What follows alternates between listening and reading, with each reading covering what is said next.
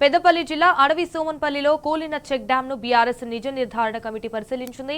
November 21న Karimnagar జిల్లాలోని తనుగులలో మానేరు నదిపై నిర్మించిన చెక్ డ్యాం పేల్చివేత మరవక ముందే అడవి సోమన్నపల్లిలో చెక్ డ్యాం ధ్వంసమైంది. ఉదయం వరకు బాగానే ఉన్న చెక్ డ్యాం మధ్యాహ్నం వరకు కూలిపోయి కనిపించడంపై పలు అనుమానాలు వ్యక్తమవుతున్నాయి. ఇటు సాగును సస్యశ్యామలం చేయడమే లక్ష్యంగా బీఆర్ఎస్ ప్రభుత్వం మానేరు తీరం వెంట పెద్ద సంఖ్యలో చెక్ డ్యాంలను నిర్మించింది. ఆ నిర్మాణాలు ఇటీవల వరుసగా కూలిపోవడంపై అనుమానాలు వ్యక్తమవుతున్నాయి. దీన్ని గుట్టురట్టు చేసేందుకు మాజీ జలవనరుల చైర్మన్ వి ప్రకాష్ ఆధ్వర్యంలోని బీఆర్ఎస్ నిజ నిర్ధారణ కమిటీ పరిశీలించింది.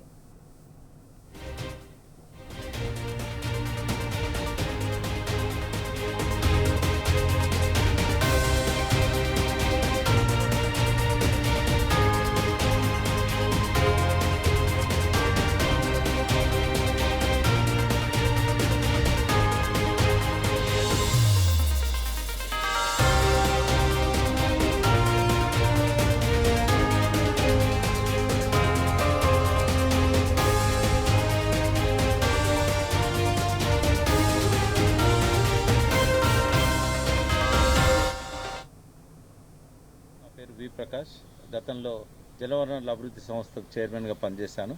శ్రీధర్ గారు సీఎం గారికి ఈ నీటిపారుదల దాని మీద ఓఎస్డీగా పనిచేశారు. అట్లా శ్రీధర్ దేశపాండే గారు, అట్లాగే పిట్టల రవీందర్ గారు జేఏసీ నాయకులుగా ఉండి ఇప్పుడు గతంలో చైర్మన్ మత్స్యశాఖకు సంబంధించిన కార్పొరేషన్ చైర్మన్గా పనిచేశారు. ప్రొఫెసర్ సీతారామరావు గారు అంబేద్కర్ ఓపెన్ యూనివర్సిటీకి 2 సార్లు వీసీగా పనిచేశారు. కాకతీయ యూనివర్సిటీలో సీనియర్ ప్రొఫెసర్గా ఉన్నారు. జర్నలిస్ట్ బుచ్చన్న గారు ఉన్నారు, ఇక్కడ మైక్ టీవీలో ఉన్నారు. అట్లాగే జర్నలిస్ట్ శంకర్ ఉన్నారు. ప్రొఫెసర్ రాఘవరెడ్డి గారు ఉన్నారు. రాఘవరెడ్డి గారు సెంట్రల్ యూనివర్సిటీ, అట్లాగే విజయానంద్ తెలంగాణ వికాస సమితి నాయకులు. మేమందరం కూడా 5వ తేదీన తనుగుల చెక్ డ్యాంను కూడా సందర్శించాం. అది స్పష్టంగా మాకు ఆధారాలతో సహా అది బ్లాస్ట్ అని చెప్పి కొంతమంది కావాలని చెప్పి గుర్తు తెలియని వ్యక్తులు బ్లాస్ట్ చేశారనేది మా నిర్ధారణలో తేలింది. అది సో ఫ్యాక్ట్ ఫైండింగ్ కమిటీ నిర్ధారించింది తనువులది బ్లాస్ట్ అని చెప్పి. అట్లాగే ఇక్కడికి కూడా ఈ చెక్ డ్యామ్ బ్లాస్ట్ అయినట్టుగా 2 డేస్ క్రితము ఒక పత్రికలో ఫోటో తర్వాత వార్త రావడము, అది చూసిన తర్వాత మేమందరం కూడా ఇక్కడ కూడా విజిట్ చేయాలని చెప్పి ఈరోజు ఇక్కడికి రావడం జరిగింది.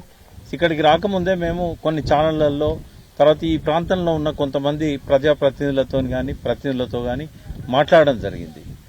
మంత్రి గారితో కూడా మాట్లాడాను. అట్లాగే మాజీ ఎమ్మెల్యే గారు పుట్టమధు కానీ ఇక్కడున్న కొంతమంది రైతులతో కూడా ఫోన్లలో మాట్లాడి విషయం తెలుసుకోవడం జరిగింది.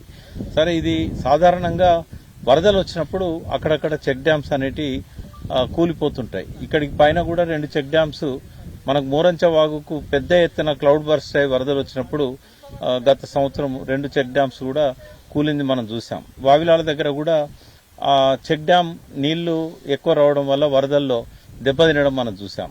కానీ తనుగులదును ఇక్కడున్న చెక్ డ్యామ్ ఇవి 2 ఆ రకంగా వరదల్లో దెబ్బతిన్నాయి కాదు. ఇది ఎందుకంటే దాదాపు 12 లక్షల క్యూసెక్కుల వరద వచ్చినా కూడా ఈ చెక్ డ్యాంలకు ఏం కాలేదు. ఇవి చాలా పటిష్టంగా కట్టిన చెక్ డ్యామ్స్.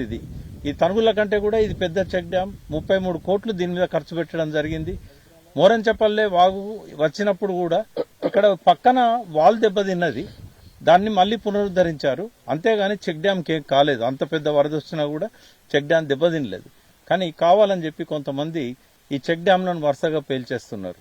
సరే, ప్రభుత్వం స్పందించి వెంటనే చర్యలు తీసుకున్నట్టయితే వాళ్లకు భయం ఉంటుంది, జైలు పోయి కూర్చోవాల్సి వస్తుందని ఇటువంటి పనులకు తెగబడరు. కానీ హుస్సేన్ మియా వాగు మనకు చూసాం, 2024 జనవరిలో బ్లాస్ట్ చేయడానికి కొంతమంది ప్రయత్నం చేస్తున్నప్పుడు రెడ్ హ్యాండెడ్ గా వాళ్ళని పట్టుకున్నారు. వాళ్ళు పారిపోతే ఆ మెటీరియల్ అంతా కూడా పోలీస్ స్టేషన్ అప్పచెప్పి అప్పుడు బ్లాస్ట్ చేయడానికి ప్రయత్నించారని చెప్పి ఒక కంప్లైంట్ కూడా రిజిస్టర్ చేయడం జరిగింది, ఎఫ్ఐఆర్. 2 సంవత్సరాలు అవుతున్నది, దాదాపు ఇంకొక 10 రోజులు అయితే 2 సంవత్సరాలు. బట్ ఇప్పటి వరకు కూడా ఏ చర్య తీసుకోలేదు.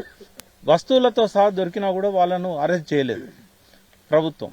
అదేవిధంగా మేడిగడ్డ అంతకంటే 3 నెలల ముందు అక్టోబర్ 21, 2023 మహదేవ్పూర్ పోలీస్ స్టేషన్లో సాక్షాత్తు దాని మీద ఉన్న ఇంజనీరే రవీందర్ గారు కంప్లైంట్ ఇచ్చి ఎఫ్ఐఆర్ రిజిస్టర్ చేయించిన తర్వాత కూడా ఈ రోజు వరకు, ఇప్పుడు దాదాపుగా 2 సంవత్సరాల పైన 3 నెలలు అయింది, ఈ రోజు వరకు కూడా ఎఫ్ఐఆర్ దుమ్ము దులపలేదు. ఆ ఎఫ్ఐఆర్ మీద ఎంక్వైరీ జరగలేదు. జనరల్ క్రైమ్ మీటింగ్స్ వల్ల అడుగుతూ ఉంటారు, ఎఫ్ఐఆర్ ఎందుకు అట్లుంది, ఛార్జ్షీట్ ఎందుకు వేయలేదు, విచారణ ఎంతవరకు ముందుకు వచ్చిందని అడుగుతారు. కానీ ఇక్కడ కాంగ్రెస్ పెద్దల సహకారం ఉన్నదేమో, అందుకే ఈ ప్రభుత్వం అధికారంలోకి వచ్చిన తర్వాత ఏ ఎఫ్ఐఆర్ కూడా అది ఫైల్లోకి వెళ్ళి బయటకు వస్తలేదు, కాలదోషం పడుతున్నది.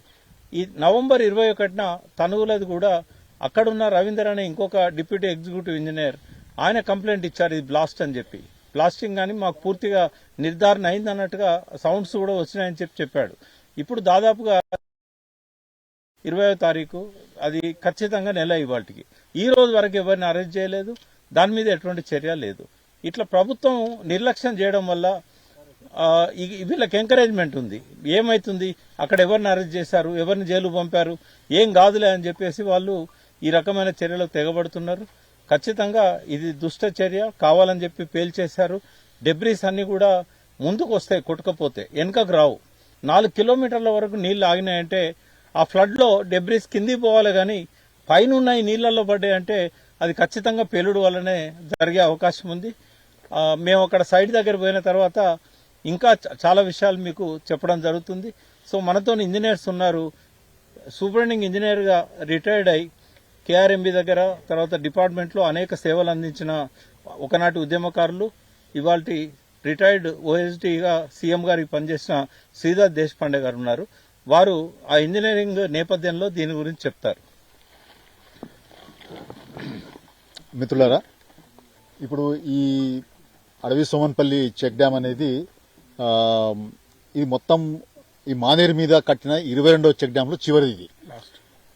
22 చెక్ డ్యామ్లు, వరుస చెక్ డ్యాంలు కట్టుకుంటూ వచ్చిన అప్పుడు ఆ ప్రాజెక్టు ఇంప్లిమెంటేషన్ లో, ఆ స్కీమ్ రూపకల్పనలో నేను ప్రముఖ పాత్ర పోషించాను. నాతో పాటు సీనియర్ ఇంజనీర్లు కూడా ఉన్నారు. అందులో మానేరు మీద అప్పుడు సీఎం గారు చాలా శ్రద్ధ వహించి ఈ మానేరు పూర్తిగా రిజర్వేట్ కావాలనే ఉద్దేశంతో 22 చెక్ డ్యామ్స్ దీని మీద ప్లాన్ చేశారు. సో ఇది అడవి సోమన్పల్లి అనేది చివరి చెక్ డ్యామ్. దీని యొక్క బ్యాక్ వాటర్ స్ప్రెడ్ ఏమో 4.5 కిలోమీటర్స్ ఉంటుంది. దీని water storage capacity 40 MCFT. 40 MCFT దాదాపు ఒక చిన్న చెరువులో ఉన్నంత స్టోరేజ్ ఇక్కడ ఉందన్నమాట.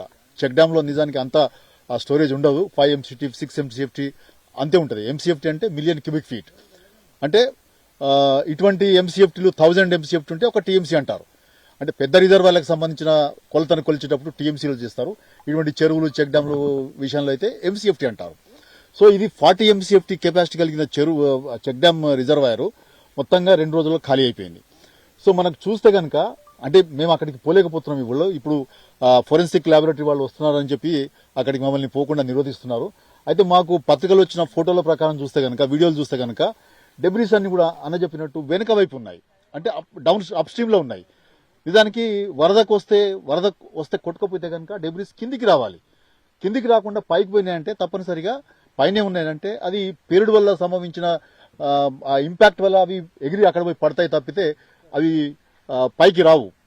కూలిపోయినప్పుడు, సహజంగా కూలిపోయినప్పుడు, వరద కూలిపోయినప్పుడు కిందికి రావాలి, అవి కిందికి కొట్టుకొని రావాలి. కానీ ఆ రకంగా మన కింద చూసినప్పుడు ఎటువంటి డెబ్రీస్ మనకు కనబడతలేవు, అక్కడ డెబ్రీస్ కనబడుతున్నాయి. సో ఈ ఒక్క ఎవిడెన్స్ చాలు మనకు. తర్వాత మొత్తం కొట్టుకపోయిన చోట్ల 2 ఓపెనింగ్స్ ఉన్నాయి చూడండి మీకు.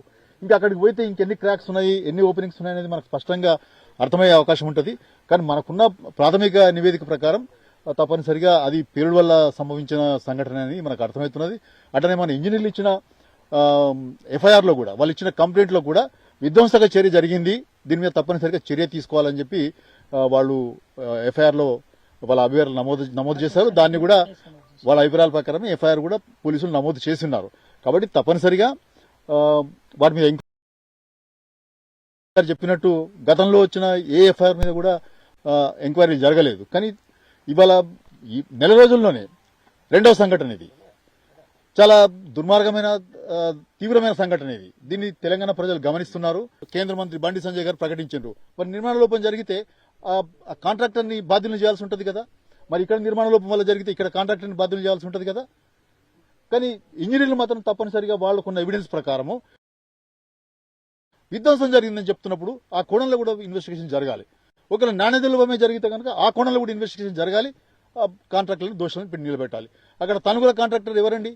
ఇవాళ రెవెన్యూ మంత్రిగా ఉన్న పొంగులేటి శ్రీనివాసరెడ్డి గారి కంపెనీ రాఘవ కన్స్ట్రక్షన్స్ వాళ్ళు ఆ చెక్ డ్యామ్ కట్టారు. మరి రావా కన్స్ట్రక్షన్ ని నాణ్యత లోపం కింద బాధ్యులు చేస్తారా అడుగుతున్నాం మేము. కానీ మేమైతే అది అక్కడ కూడా పేలుడు జరిగిందనే నమ్ముతున్నాము. మా నిజ నిర్ధారణలో అది మేము చూసినాం కాబట్టి అది ఆ కోణంలోనే ఇన్వెస్టిగేషన్ జరగాలి. తప్పనిసరిగా ఇన్వెస్టిగేషన్ పూర్తి చేయాలి. రెండవది, ఈ కూలిపోయిన చెక్ డ్యాంలని మళ్ళా ప్రభుత్వం వెంటనే పునరుద్ధరించాలి. వచ్చే వానాకాలం నాటికి ఇవి మళ్ళా రైతాంగానికి ఉపయోగపడే విధంగా వాటిని పునరుద్ధరించిన బాధ్యత కూడా ప్రభుత్వం మీద ఉంది. ఇన్వెస్టిగేషన్ చేయాలి, పోలీసులు ఇన్వెస్టిగేషన్ చేయాలి, దోషులను పట్టుకోవాలి, శిక్షించాలి. రెండవది, ప్రభుత్వం వీటిని మళ్ళీ పునరుద్ధరించి వినియోగంలోకి తీసుకురావాలి.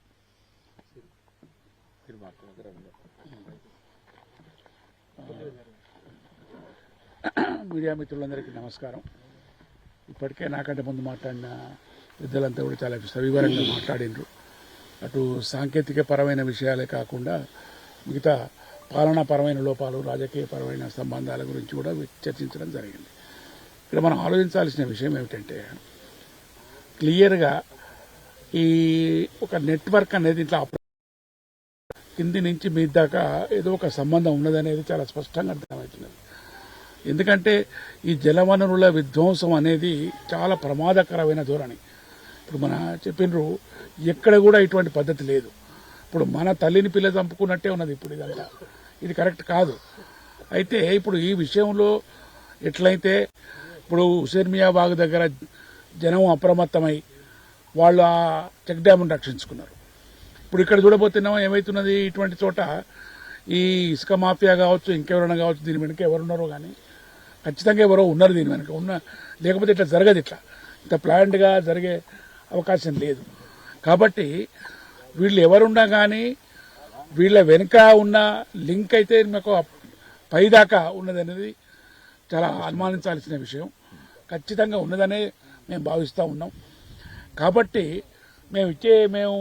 నేనేమనుకుంటున్నా అంటే, ఎట్లయితే హుస్సేన్ మియాబాగ్ దగ్గర ప్రజలు అప్రమత్తమై వాళ్ళు పేల్చడానికి ప్రయత్నం చేస్తే వాళ్ళని పట్టుకొని వాళ్ళ దగ్గర జిలిటన్ 6 డ్రిల్లింగ్ మిషన్ అవన్నీ తీసుకున్నారు, రిటర్నేటర్స్ అవన్నీ కలెక్ట్ చేసి వాళ్ళని పట్టుకొని పోలీసులకు చెప్పారు. విచిత్రం ఏంటంటే ఇక్కడ ఇన్వెస్టిగేషన్ లేదు, ఎంక్వైరీ లేదు, దోషుల నిర్ధారణ లేదు, శిక్ష లేదు, కేసు లేదు. ఇది మనం చాలా బాధపడాల్సిన విషయం. కాబట్టి ఇప్పుడు జనం అప్రమత్తంగా ఉండాలి. వాళ్ళ జనవరులను వాళ్ళు రక్షించుకునే విధంగా వాళ్ళు జాగరూకతమై ఇటువంటి వాళ్లను అడ్డుకొని వాళ్లను నిరోధించాల్సిన అవసరం ఉన్నది. అంతేకాకుండా నాకేమనిపిస్తుందంటే, ఇదే కనుక ఇట్లే అయితే మరొకసారి తెలంగాణ ప్రజలు తెలంగాణ జలసాధన ఉద్యమానికి తయారుగా ఉండాలి. వీళ్ళందరినీ ప్రజల్లో ఎక్స్పోజ్ చేసి ప్రజలే వాళ్ళని శిక్షించే విధంగా చేయాల్సిన అవసరం పడుతుంది. తప్పకుండా ఆ రోజు వస్తుంది. మనం దానికి సిద్ధంగా ఉండాలని మీ ద్వారా అందరికీ కూడా మనం చేస్తూ ఉన్నాం. Thank you very much. Pittala Ravinder ఆయన సీతారామరావు గారు అంబేద్కర్ ఉపస్థితి మాజీ వైస్ ఛాన్సలర్. గత ప్రభుత్వ కాలంలో దాదాపు 10 ఏళ్ల పాటు తెలంగాణ ప్రజలు సంక్షేమాన్ని, అభివృద్ధిని కళ్ళారా చూసిండ్రు. ఈ 2 ఏళ్ల మొన్ననే పూర్తయినాయి. ఈ 2 ఏళ్ల కాలంలో మాకు కనిపిస్తున్నది, ప్రజలు అనుభవంలో చూస్తున్నది ఏమిటి అంటే విద్రోహం, విధ్వంసం. అప్పటి ప్రభుత్వం ఏమో సంక్షేమము, అభివృద్ధి అనే దానిలో భాగంగా ఇట్లాంటి ఆనకట్టలన్నీ కట్టి నీళ్ళన్నింటినీ కూడా ఈ పొలాలకు మళ్లించే ప్రయత్నాలు చేస్తే, ఈ ప్రభుత్వం విధ్వంసంలో భాగంగా ఇట్లాంటి డ్యామేజీ చేసేటువంటి వాళ్ళని ప్రోత్సహించడానికి ప్రయత్నం చేస్తూ ఉన్నది.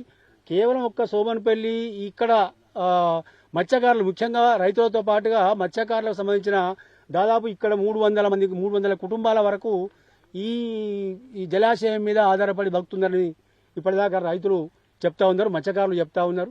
గోదావరి కానీ ఆ ప్రాంతం నుంచి కూడా ఇక్కడికి వచ్చి చేపలు పట్టుకొని బతుకుతున్న వాళ్ళు ఉన్నారు. దాదాపు 300 కుటుంబాలు దీని మీద ఆధారపడి ఇవాళ ఆధారాలు కోల్పోయినారు. కాబట్టి ఈ విధ్వంసం వెనుక, ఈ విద్రోహం వెనుక తప్పనిసరిగా ప్రభుత్వ పెద్దల సహకారం ఉండి ఉంటుంది. ఎందుకంటే బాంబులు పెట్టి పేల్చడం అనేది అంత ఈజీ, ఆషామాషి వ్యవహారం కాదు, అంత ఈజీగా జరిగేది కాదు. కాబట్టి దీని వెనుక ఎవరో పెద్దల వ్యవహారం ఉండి ఉంటుంది. కాబట్టి అందరూ అడుగుతున్నది ఏంటి అంటే, ఎంక్వైరీ చేస్తే అది ఏందో తేలిస్తే ప్రజలకు స్పష్టత వస్తుంది.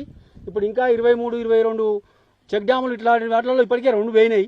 ఇక ఆయన 20 కూడా పోతాయా, ఉంటాయా అనేది, అంటే ఈ ప్రభుత్వం విధానమే విధ్వంసము కనిపిస్తూ ఉన్నది, విద్రోహం కనిపిస్తూ ఉన్నది. ఒక దిక్కు హైదరాబాద్ని నాశనం చేసి విద్రోహ చర్యలో భాగంగా సీమాంధ్ర ఆధిపత్య వర్గాలకు దాన్ని అప్పచెప్పే ప్రయత్నాలు అదొక విద్రోహంలో భాగంగా జరుగుతూ ఉన్నది. ఇట్లా గత ప్రభుత్వము ప్రజల అనుమతితో కట్టినటువంటి ఈ చెక్ డ్యాంలన్నింటి కూడా కూల్చేసుకుంటా విధ్వంసాలు చేస్తూ ఉన్నది. కాబట్టి గతంలో ప్రజలు అనుభవించినటువంటి ఈ అభివృద్ధి సంక్షేమాలని ఇవాళ విద్రోహం విధ్వంసంతో నాశనం చేస్తున్నట్టు స్థితి మనకు కనబడతా ఉన్నది. కాబట్టి ఇప్పటిదాకా జరిగిన సంఘటనలని మీద పూర్తి స్థాయి విచారణ జరిపించి దోషులను తేల్చాలి. రెండవది, మిగిలిపోయినటువంటి చెక్ డ్యాంలకు కూడా కనీసం రక్షణ ఇప్పటి నుంచైనా కల్పించాలి. మేము